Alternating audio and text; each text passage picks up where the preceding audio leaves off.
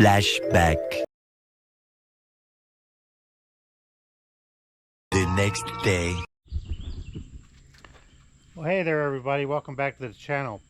I've been doing a lot of thinking about how I do my lawn work, and I recently showed a video on how I scarify the lawn. That's where I rake up the dead thatch inside the lawn, and I showed a video on how I did that. And then the problem with that was that after I was done doing that, it made a mess in the yard, and then I'd have to go run a leaf sweeper behind it to pick up the little pieces that came up. So I thought, well, what can I do to make that maybe an all-in-one operation? I did this some time ago, but it was really a temporary setup. So I thought, let me see if I can make something that is a little bit more robust that I can work with longer term. So what I did is I went ahead and configured my John Deere 2320 with that 5-foot wide pine needle rake scarifier, or some folks call it a hay rake.